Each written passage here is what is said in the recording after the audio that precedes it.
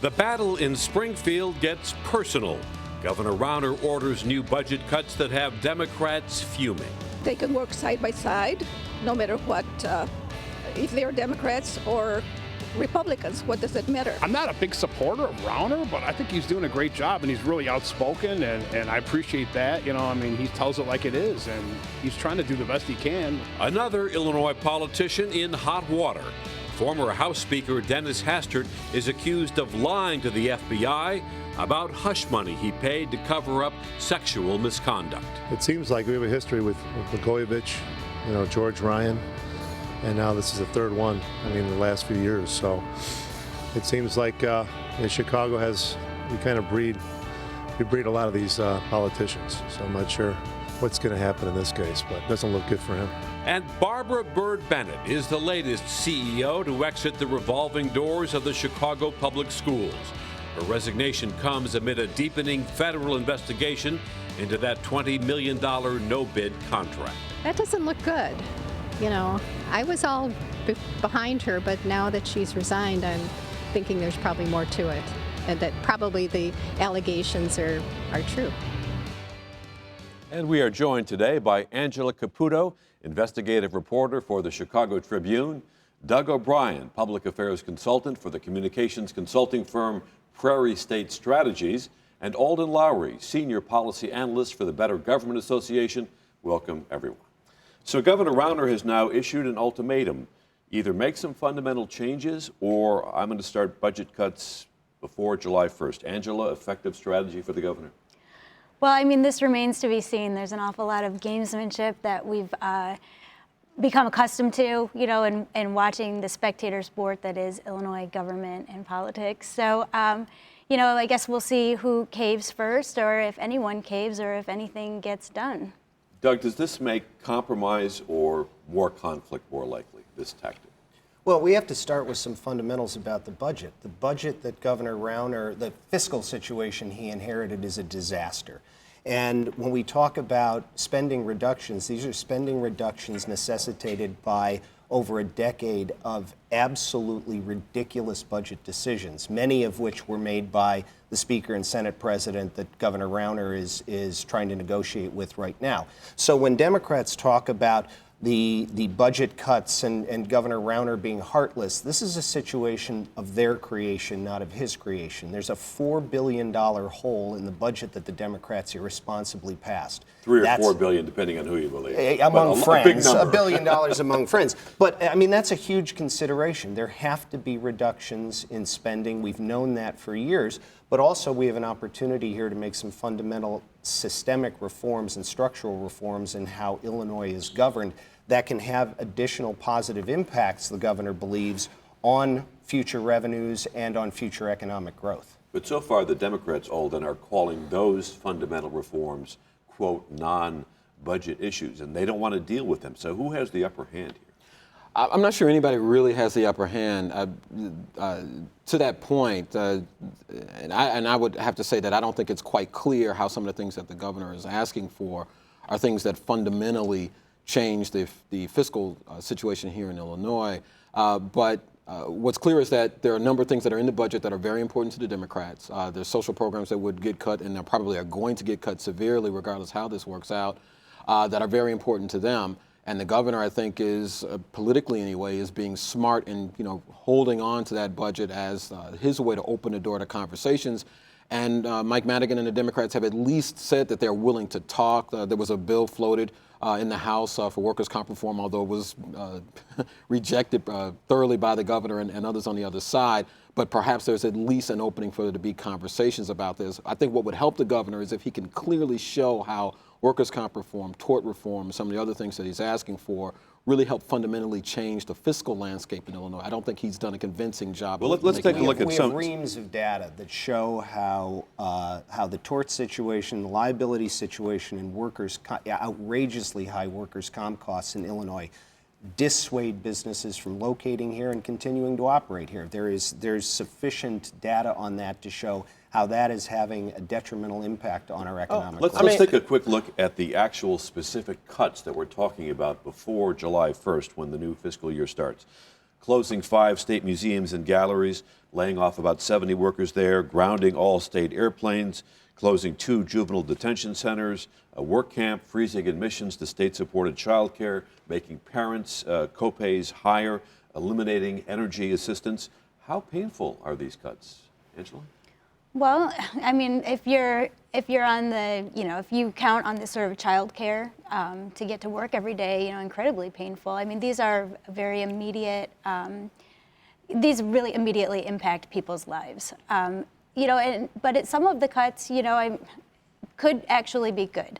When you're talking about criminal justice reform and you talk about closing down facilities and consolidating and diverting people, from an institution into another program, that can be a good thing. The question is, will the program that could be more cost effective be there to catch them? And and typically these are also collateral consequences of these sort of cuts. All of it goes The tone away. of this seems to be getting more personal. In almost every press release, Governor Rauner is calling it the, quote, phony Madigan-Cullerton budget. Is that smart? Absolutely. Sometimes the truth hurts.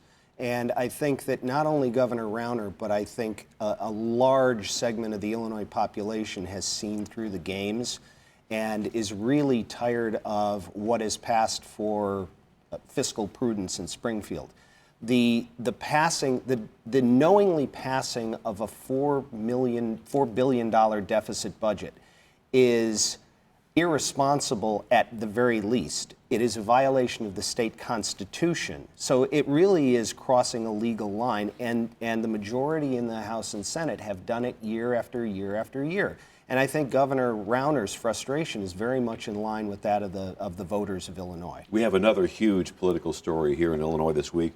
Former Speaker of the U.S. House, Dennis Hastert, accused of lying to the FBI about hush money paid to cover up alleged sexual misconduct.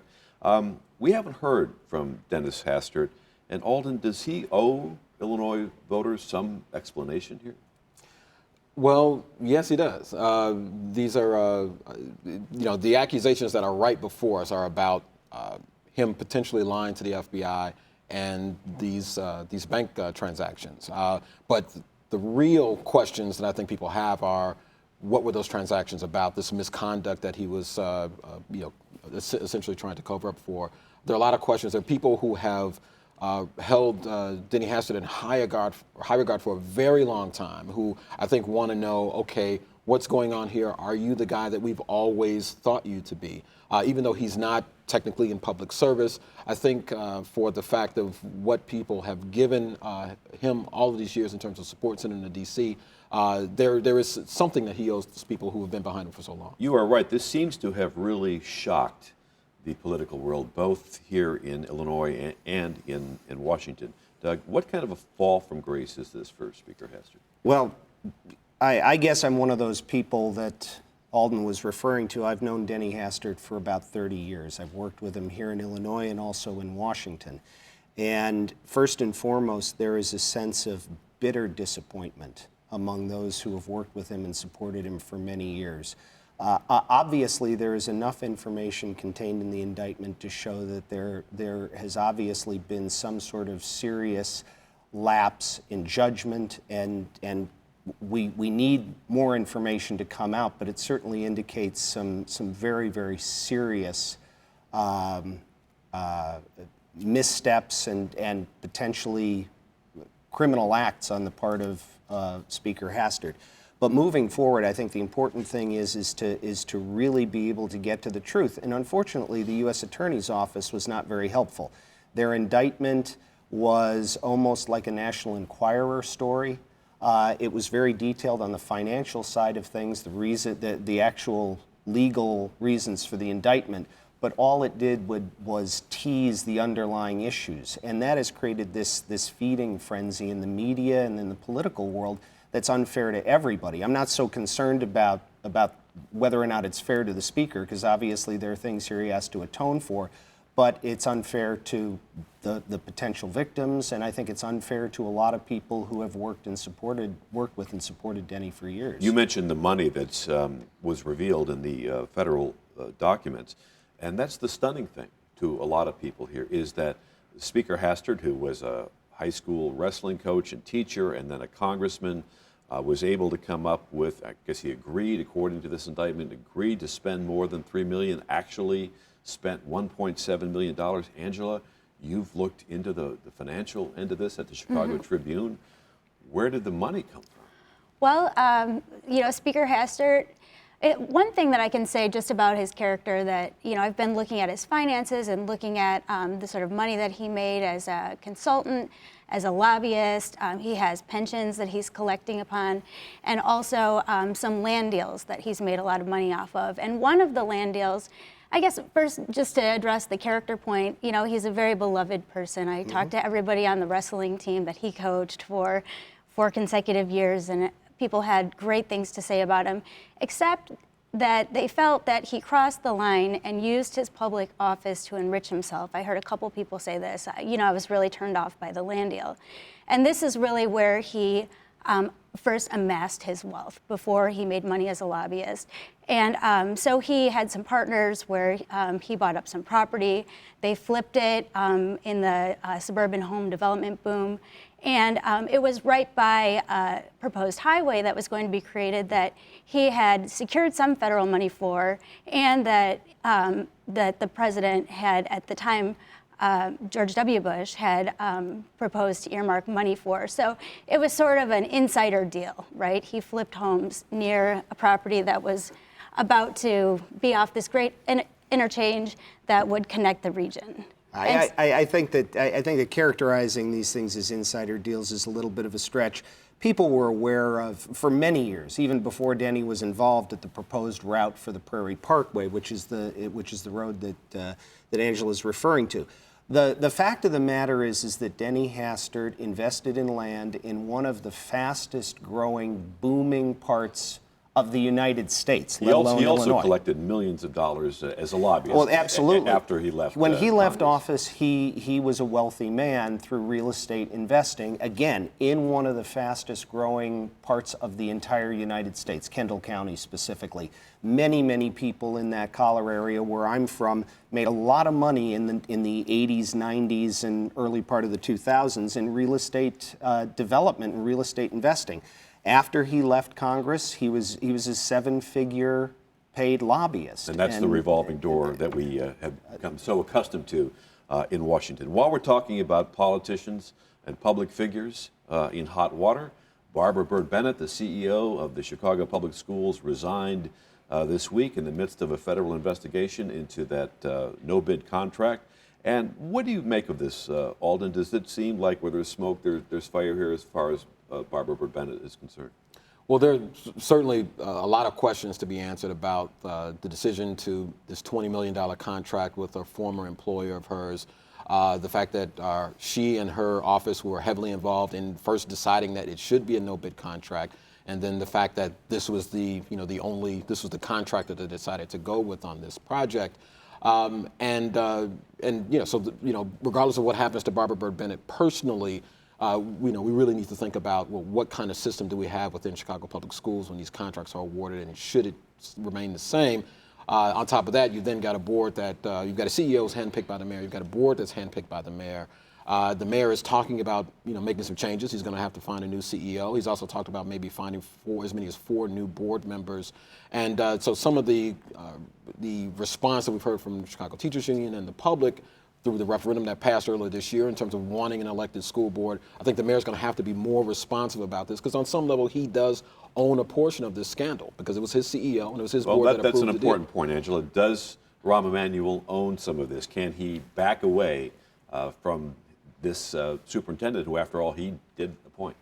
Yeah, I mean, I think that it's clear from the superintendents before Barbara Byrd-Bennett as well that Mayor Emanuel is really the person who is in control, right? And I think that one thing that's just really troubling about the future and picking the next leader of the Chicago Public Schools is, does the district and that job now have such a credibility problem that you've had so much intense turnover?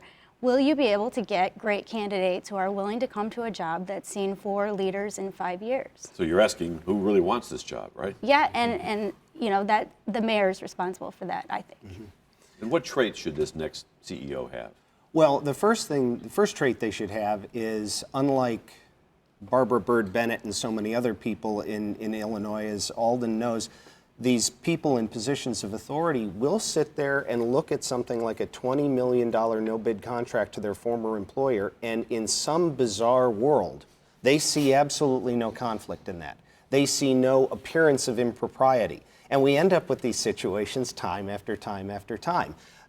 So I think it's going to be a great challenge, as Angela said. Who wants to go into that shark tank, either as a board member or as a CEO, knowing what the short-term history is and what the short-term future for the CPS holds? I can't imagine being able to recruit the right kind of person who can come in and feels that this is a fixable situation. And of course, we have a contract with the teachers union, which is set to expire. Negotiations have already started. Alden, does this complicate things, and should Chicagoans be worrying now about another teacher strike?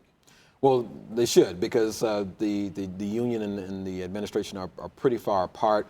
Jesse Ruiz has stepped in as an interim superintendent, if you will, CEO, and I think he's capable of handling that job. So the fact that there's an opening at the top for CPS, I don't think should be a great concern with regard to the contract. The real problem is going to be the nuts and bolts. The fact that CPS is $1 billion budget deficit, $9.5 billion unfunded pension liability. A lot of problems that for they the have to next deal with. CEO. Thank you to our guests, Angela Caputo, Doug O'Brien, and Alden Lowry. Thank you very much.